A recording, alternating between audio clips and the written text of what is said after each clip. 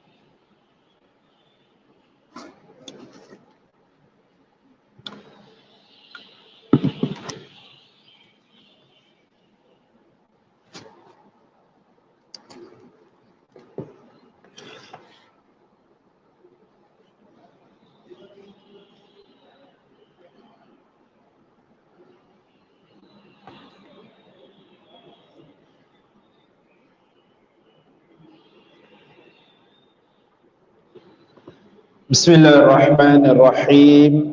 Assalamualaikum warahmatullahi wabarakatuh. Alhamdulillah. Innal hamdalillah nahmaduhu wa nasta'inu wa nastaghfiruh. Wa na'udzu billahi min shururi anfusina wa min sayyiati a'malina. من يهدي الله فلا مضل له ومن يضلل فلا هادي له أشهد أن لا إله إلا الله وحده لا شريك له وأشهد أن محمدا عبده ورسوله اللهم صل وسلم على سيدنا محمد وعلى آله وصحبه أجمعين أما بعد. Alhamdulillah, all praises be to Allah subhanahu wa ta'ala who has given us all the sustenance which we need. Alhamdulillah. My dear brothers and sisters in Islam, inshallah we will continue with our discussion. Last week we have discussed about the hadith regarding debt. Narrated Abu Hurairah radhiyallahu anhu. The Prophet sallallahu alaihi wasallam said, a believer's soul is attached to his debt till it is paid on his behalf. So when you look at this hadith, where we understand last week I've explained that when a person have a debt, when he passes on, when he dies, he no longer can pay off his debt. When I die, I cannot wake up and pay my debt. Who pay behalf of me? My family members. So that is very important. So it is very, very important for us to always inform our family members about our debt. That is very important. If husband, wife, inform your wife, inform your husband. If you are not married, then inform your parents. You are staying with your parents. If no parents, let's say you're staying with your siblings, then inform those who are close to you. So when you die, your wealth will go to that person. So that person will know how to pay off behalf of you. Let's say a person, the spouse has passed on. You are staying with your children, so inform your children. There are a lot of cases, not only debt, if you have any other thing. Recently, I received a phone call from one of my couple. her husband passed on. So the thing is that the scenario is the husband had some what we call it, issue in the ex company, like an accident, then after that his car repair has not paid off, and so and so. So now the company, the company no longer, so called her, says that your ex, consider the arwah husband, the deceased husband, have not settled the payment. So how? And yet, if I'm not, there's an amount they are mentioning. But here comes the question, there's no any proof. Proof in a way that how much the accident is. Second, not only how much the accident is the accident, is the amount paid or not paid? Is it some money been paid or none of the money been paid? When asked, oh, I already gave to your late husband, don't tell me only have one copy. We go, if those who got car, those who got motorcycle, you went buy, you purchase it, you got loan, you have two copies, one the company keep, one you keep. If you lose, the company will not lose. If company lose, something is wrong. Even the company is closed down. In Singapore, no company will say that I don't have a copy. That means something wrong with the company. Because they know Singapore rules. So when we see here, now we come to Islamic aspect. So how's that? Do I need to pay or I don't need to pay? So I give some guideline. Who knows about the accident? Only her mother-in-law. But only know about the accident, don't know about the amount. So now we are talking about the amount. Accident is correct. It has been done. The accident happened. Yes, that's true. Second check, the amount. Now it's a big question mark. So you see, that's why it's very, very important. So there are a lot of things happen. If you ask me, I got a lot of stories to share until Isha. But now is that I just pick up one recent thing where it is important for us. Remember, this debt is ours. If our family don't know, they are not able to settle. For example, if this scenario, it is question mark. Let's say the wife decided not to settle the money because it's not clear, I'm not going to settle. And the debt is true. The husband will be answerable. And the husband cannot be blaming the family members because he did not declare the family members. Let's say, this is an example of the scenario. So that's why it's very, very important, my dear brothers and sisters in Islam. That's why Prophet emphasized in his hadith. The debt is linked to that debt. Until who pay off? His family members or whoever pay off behalf of him. How these people wants to pay off? Make sure the person who before died, he has declared. He has informed to his family members. There's nothing to shy. Standard thing, if as a husband, wife or in a family, when you buy a house, when you have a car, when you have a motor vehicle, I just go motor vehicle, car, motorcycle or whatever is it. All this thing is, for sure you have them, your spouse or your children knows that. But other than that, you borrow money from your friend, even though it is $10.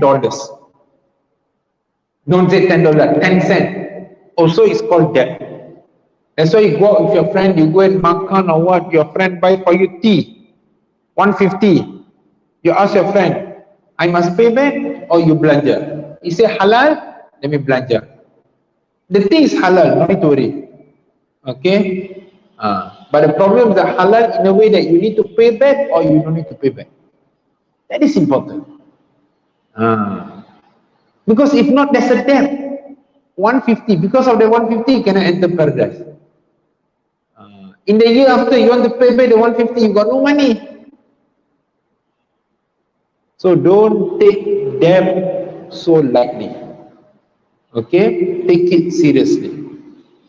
That's why when we look in fara'id, okay, or mirror, okay, inheritance, when the person who died, firstly, the money is used to settle his janazah. But on the spot, we don't get the money. So someone pay first, later you can claim. Second, if the person has any debt with people, the person has found anything, or the person needs to pay off anybody's pay. Let's say I'm a boss, I got 5 people work below me, so their pay for this month have not been settled. So when I die, my money, my wife have to settle all their pay. Let's say I got a helper at home, maid, I need to pay her pay. Let's say I'm the one who's paid. When I die, that money have to pay her pay first. Then next month, those who are around, they will have to pay. Let's say this month I need to pay for my car. So everything will be pushed first. Third, in the second one, we also can put in, if the person have not done haji, when they will put as badal haji, that is his debt towards to Allah. One is debt towards to human, another debt towards to Allah, which is badal haji. Second, if the person has any fidyah, fidyah is any leftover fasting have not settled. So nobody is going to fast behalf of that person, he pay fidyah. Then comes zakat. Go in zakat also. Has any outstanding zakat? So everything settled, then only the balance money divide according to faraid. Oh Ustaz, after I divide, after I minus everything, balance only 1,000. 4 people only $250, Ustaz. No. Let's say at first the money is 10,000. One person will get 2,500. When you give, when you settle everything, balance only 1,000, Ustaz. 9,000 have to spend. We are in a loss, rugi. So I want 2,500, I don't want 250. So that is his problem. He died, his problem. No, that is his money. Now he died already. It is our responsible to settle first. So that's why it's very important. After that, the balance, then you give faraid. Then you follow lah. Before that, got any will. If got will, settle that. Everything you settle, then you give what we call it faraid. If the money is little bit, the money a lot, you give faraid. According to what Allah has stated or given the portion to. Clear? That was about that. So today's hadith. وعن ابن عباس رضي الله تعالى عنهما أن النبي صلى الله عليه وسلم قال في الذي سقط عن راحلته فمات اغسلوه بماء وسدر وكفنوه في ثوبين متفق عليه. Itu Ibn Abbas radhiyallahu anhuma. The Prophet sallallahu alaihi wasallam said concerning the man who fell down from his camel and died, wash him with water and lotus leaves. The blending of cedar leaves, nabiqa tree, washes the dirt and filth away just like soap. And shroud him. This person was standing in Arafah with the Prophet sallallahu alaihi wasallam. He fell down from the mount and passed away as he was kicked by the she-camel. The Prophet sallallahu alaihi wasallam asked the people around neither to cover his head nor to apply sand on his body, as Allah will raise him on the day of resurrection in the state of pronouncing talbiyah in his 2 garments. Hadith reported by Imam Al-Bukhari and Muslim rahimahullah ta'ala. So this is a story or scenario where there was a person who was with Prophet in Arafah. So when we hear people in Arafah, when will people go to Arafah?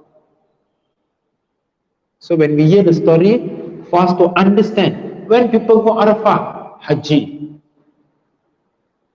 People go Umrah, they don't go Arafah. They just pass by Arafah. They don't go down, they walk around, no. Because it's under ziarah. But people go Hajj, they have to sit in Arafah.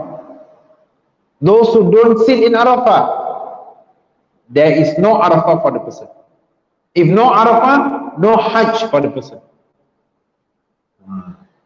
So when this scenario, that now we go Mecca from Singapore, take flight to Saudi. From Mecca, we take bus to Arafah. But last time they don't have bus, they took camel. So when this guy fell from the camel, and this camel kicked him, maybe he can be an elderly person, or we don't know what happened, and he died.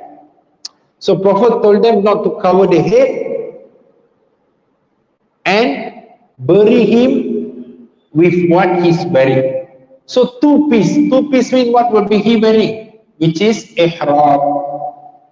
So bury that person with ihram. In the day of judgment, let Allah wake him up in the state of ihram and reciting talbiyah. What is talbiyah? Labbaik Allahumma labbaik, labbaik la sharika laka labbaik, innal hamda wan ni'mata laka wal mulk la sharika lak.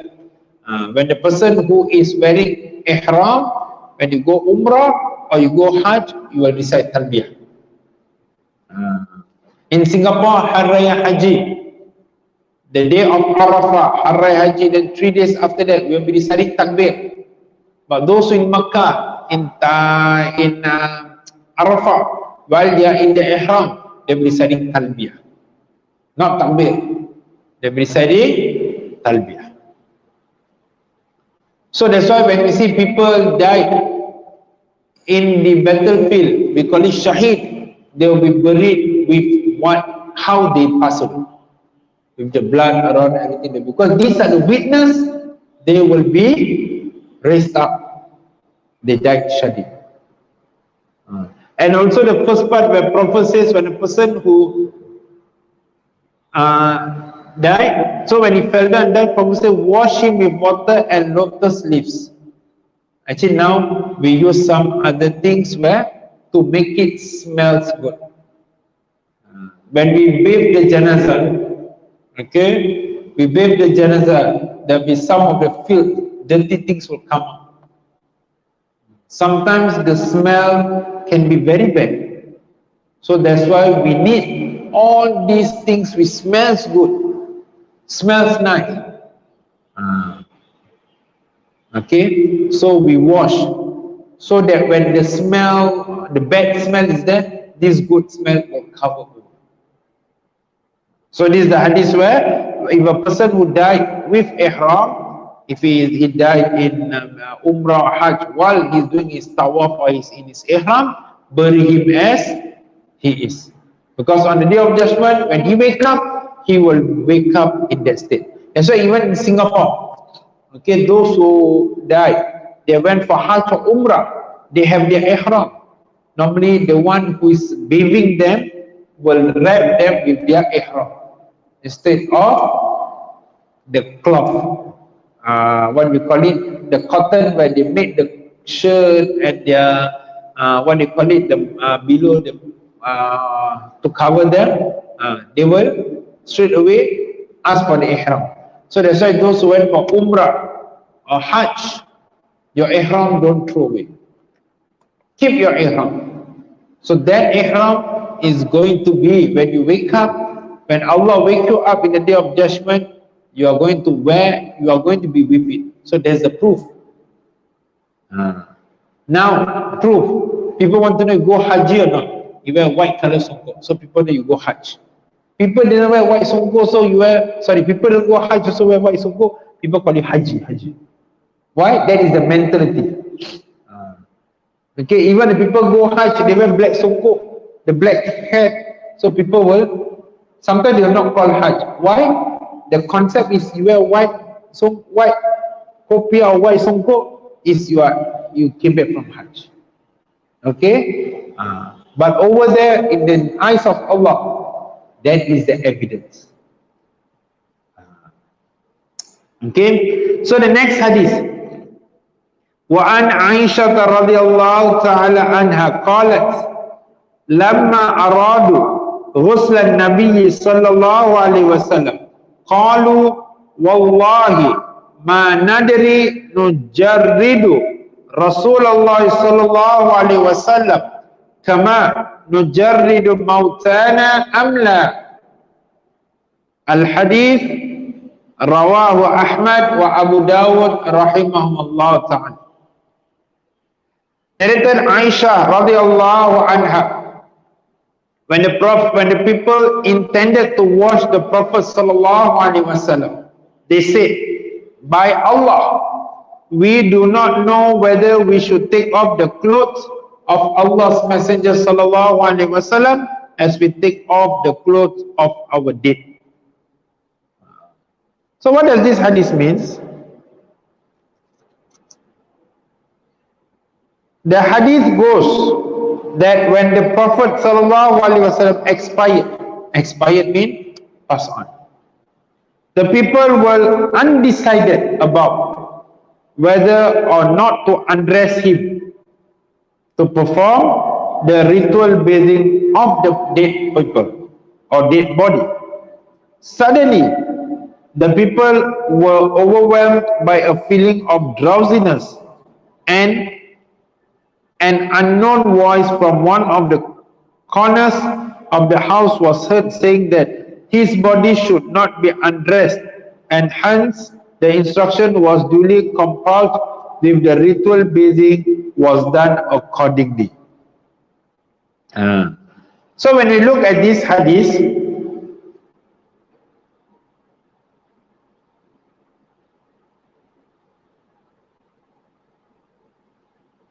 okay, so when you look at this hadith, so this hadith is where when Prophet died, okay, people at the point of time, they was confused whether should we undress Prophet for his bath as how we undress others for the bath. So at the point of time, why they didn't make decision is that this is Prophet. So they was a bit confused. Then at the end, there comes a voice from one corner by saying that do not, okay, his body should not be undressed. So don't remove the clothes from his body, okay, until the ritual bath was done accordingly. So bath him with what he is on it. But normally, so from here what we understand is when we, okay, when any one of us, when we pass on, okay, when the one who is bathing the janazah, normally this thing will be done, there is a cloth on top of it. So none of them will be bathed nakedly. Okay, only thing that maybe one of the family members or maybe the one who is bathing the janazah, maybe he wears a glove and he will put his hand in to wash certain parts. There is nothing will be openly seen.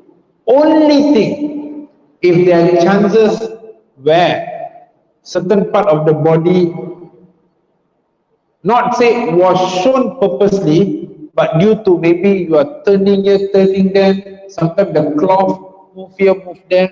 Whatever you see, you are not allowed to say out to anybody.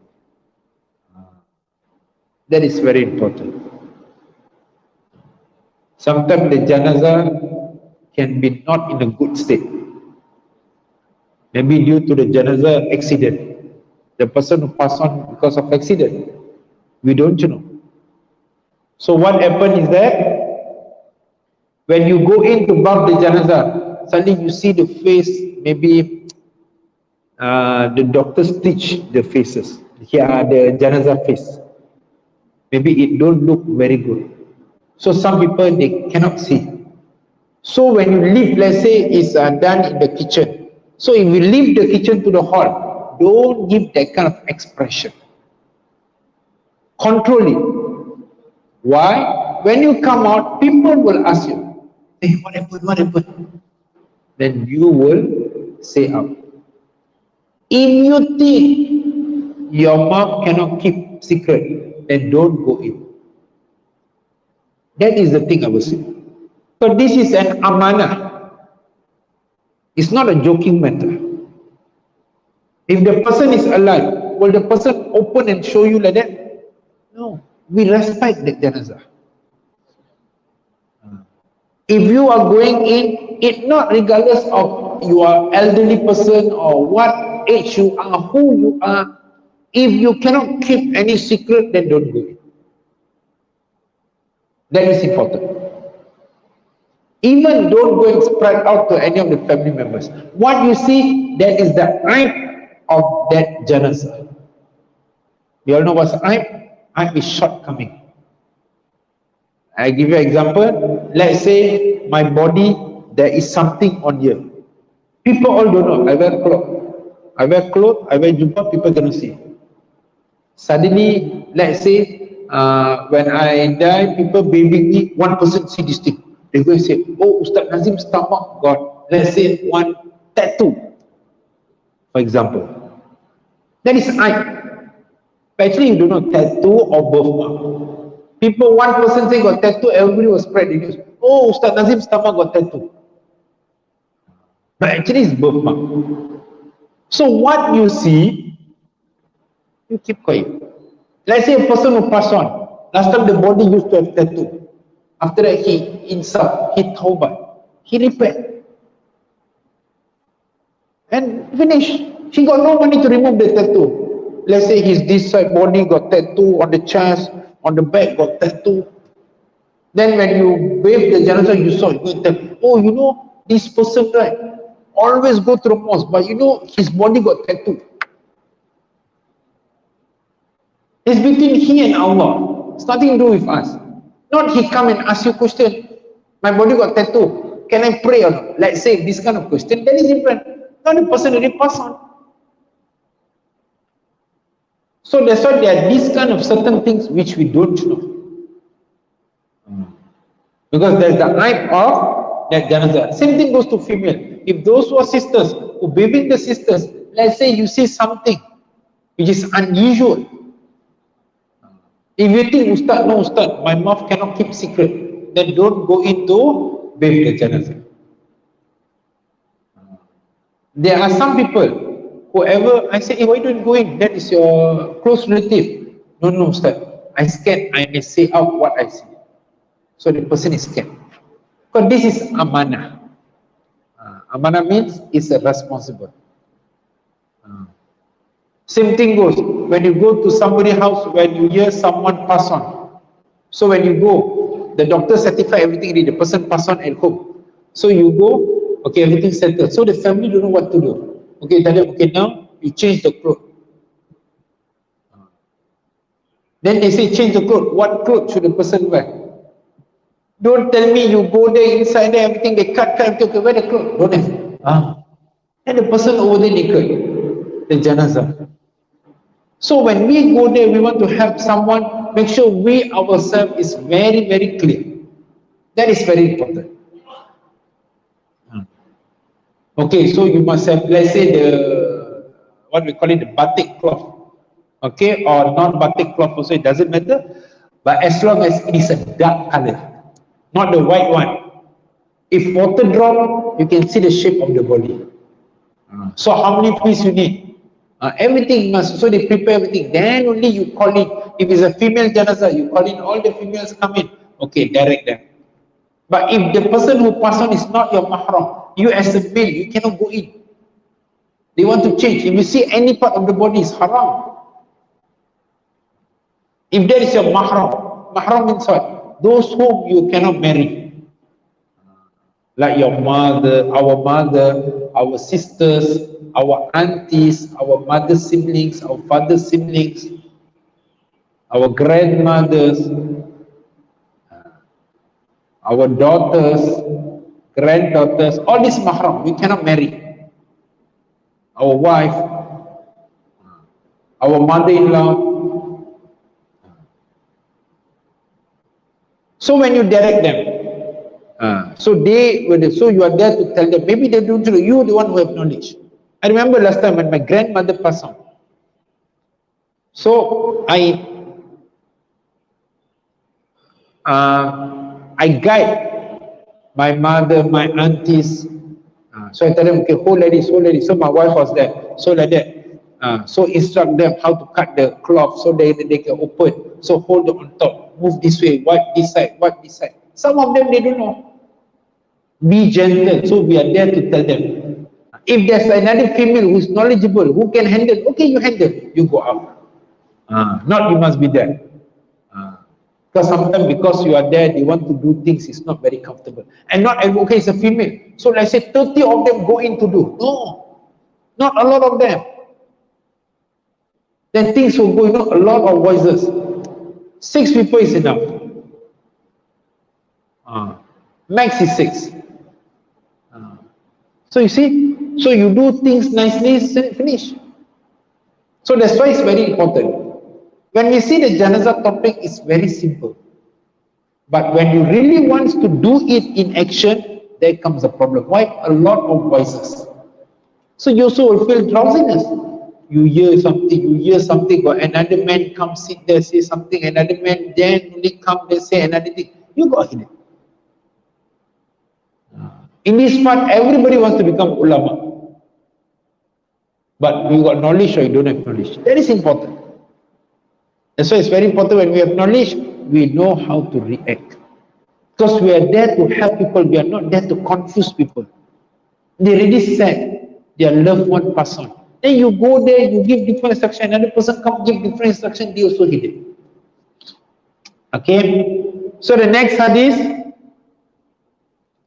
وعن أم عطية رضي الله تعالى عنها قالت دخل علينا النبي صلى الله عليه وسلم ونحن نغسل ابنته فقال اغسلنها 3 أو 5 أو أكثر من ذلك إن رأيتن ذلك بماء وسدر وجعلنا في الأخيرة كافورا أو شيئا من كافور فلما فرغنا آذناه فألقى إلينا حقوة فقال أشعرنها إياه متفق عليه وفي رواية ابدأنا بميامنها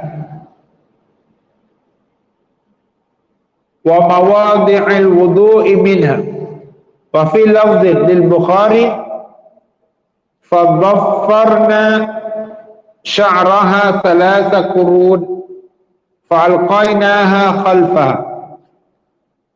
Narrated Atiyah radiyallahu anha.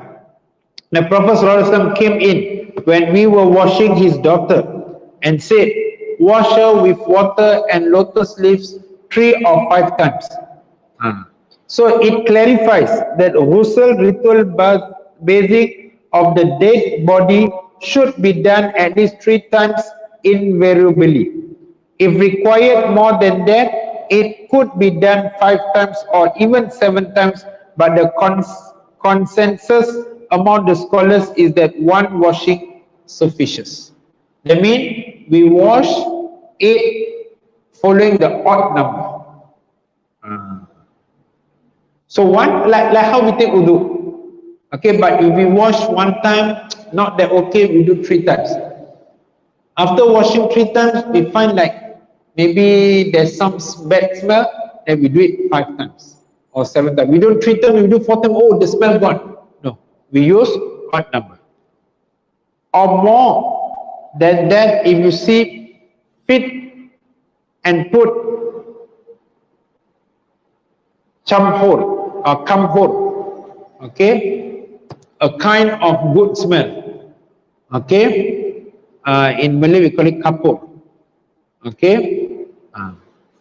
So where even in Arabic also kapur, so the smell where it smells good, Okay, because we are going to bury the janazah. So when someone later after finish, people wants to come and kiss the forehead or whatever, they say, the janazah smelly. So there comes, people will put on with some bad, some bad comment, or will make bad accusation against that janazah. Then followed by also kampur in the last washing. That means either you mix it in the first, or once you finish everything, the last one. Let's say you're washing 7 one, the 7th one, then you mix, then you wash it.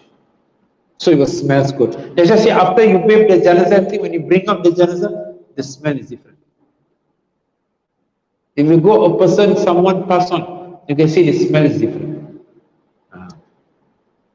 When we had finished, we informed him, and he threw us his lower garment, saying, put it next to directly upon her body. So after you done, you cover. After you already kafan everything, you cover. And in another narration, begin with her right side and the places of ablution. And in the narration of Al-Bukhari, rahimahullah ta'ala, we braided her hair in 3 plaits and placed them behind her back. Okay, so how it goes is that for a woman, okay, so let's say if the woman has a long hair, after you already wash everything, then the person can tie the hair in the long hair.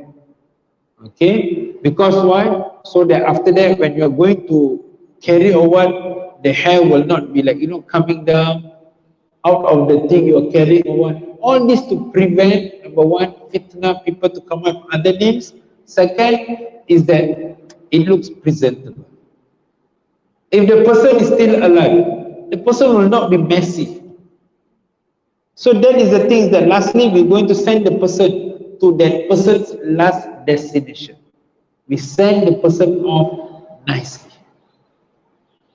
So as we are alive, we are dressed, we wash the person nicely, we put on a clean kain kafan, or the person ever went for Umrah or Hajj, we wear for the person ihram, and everything nicely, smells good, and after that we send off the person. And send off to the graveyard. When we bury also, we bury them nicely. Why must 3 people go down and they receive the janazah down? We can just take the crane, take and put down. Ustaz, why want to be so difficult? Now technology good, right? No. We respect the janazah. Just imagine you put yourself there when the crane carry you, how you feel? You feel the pain. Janazah also feel the pain. So that's why 3 people downstairs, there were people from on top pass you the janazah. They receive the janazah, they put the janazah softly. So we respect the janazah. Even the person is passed on, but the robe will feel the pain. We send off the person nicely. So this is where the Prophet has guided them how to wash the janazah of a female. So Prophet came in, he told them what to do. That is the body of his daughter.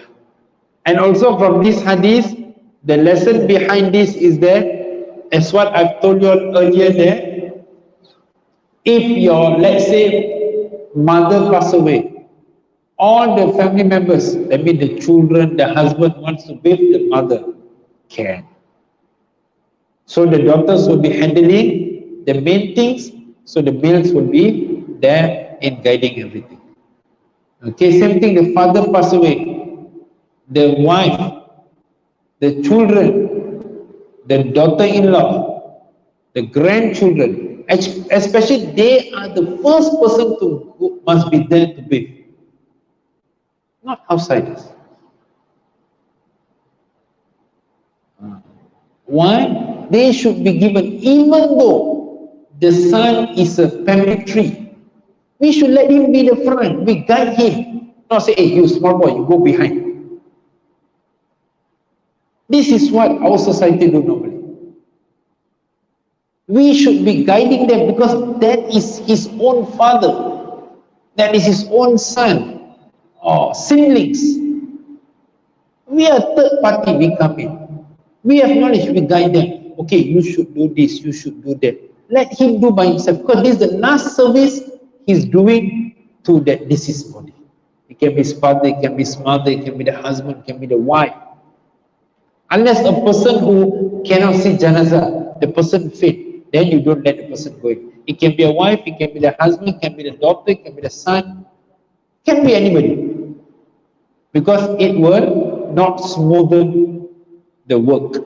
Let's say the wife go there, see the husband, faint. Then everybody have to go and carry the wife, put outside. Then the wife has to come in, see the husband again, faint again. And then when you want to bring the janazah? So he said, madam, you can sit outside. Let me settle first. Not we don't want to let her go, but the situation is not going to be good. There are some of them like that. So Islam gives a proper guidance, give a proper way. Especially we don't. This is the last moment for the loved one to be there. That's why when people ask me, I normally says, if you hear the news, 6 o'clock, your family member passed away, don't spread the news first.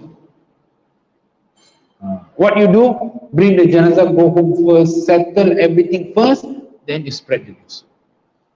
Then let people come. You can see some of them, at the Facebook, you can read that sometimes the family members will put there, my beloved mother or father or someone has passed away, please do not come first, let our family members settle everything, we will let you all know when you all can come and visit. We respect them. Alamak, what lah, I want to go and see tomorrow, I cannot see everything. You cannot see, no mind. Important, respect their decision. Because when they open, everybody come, family members got no time.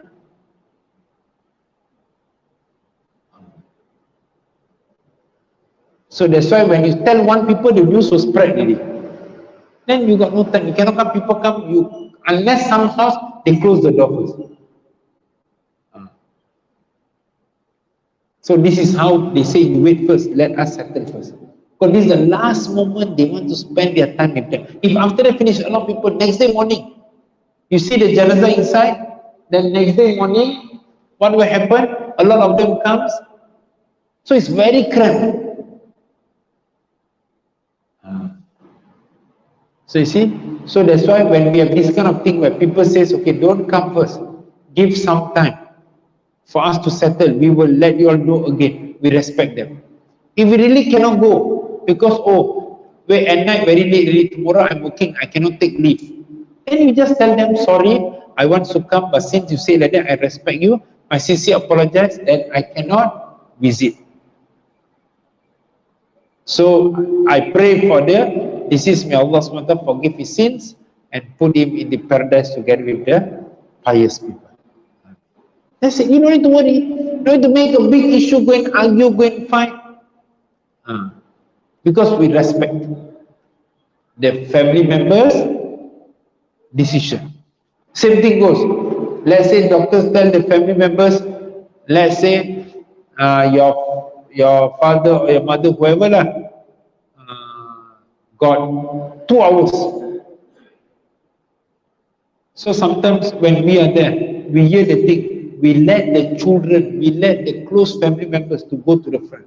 Not we go stand in front. It can be our best friend, it can be the one, but we must know that they are more closer. We respect them. Sometimes the family member says we want privacy. Sometimes they got something to speak up. So that is their family privacy. Why we still be there? We don't understand. We are not watching show. It's not a TV show for us to see. No. Islam did not teach us in this way. Sometimes there's some place I've seen.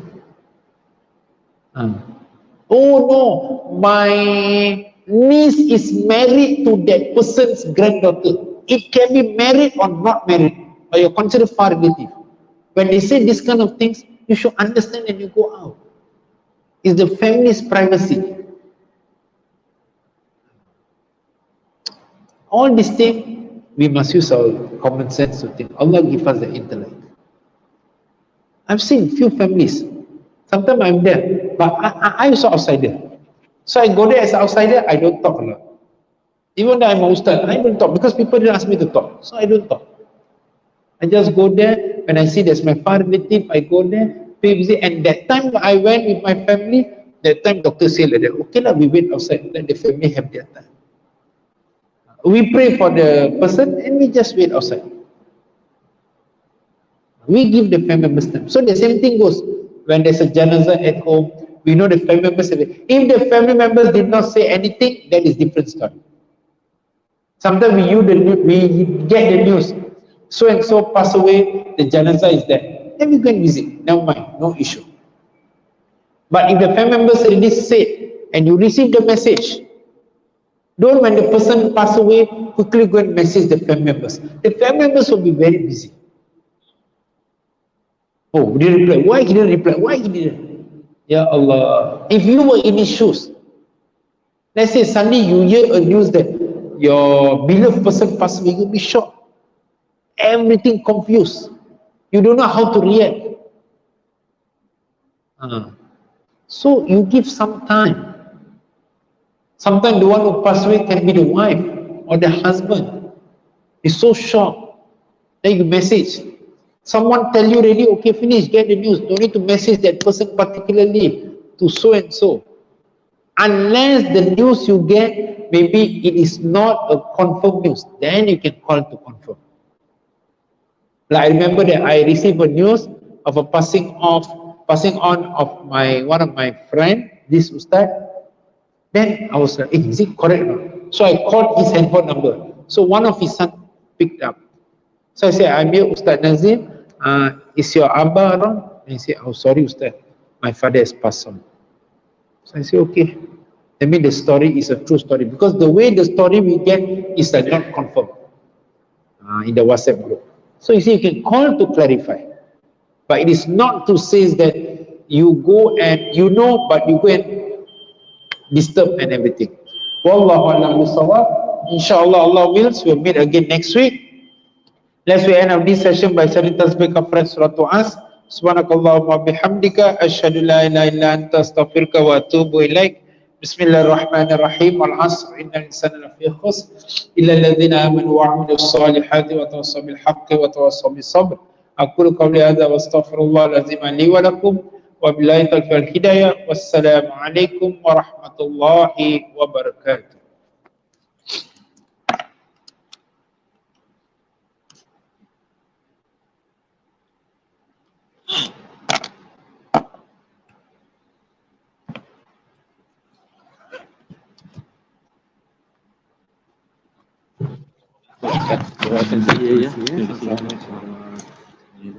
Ya.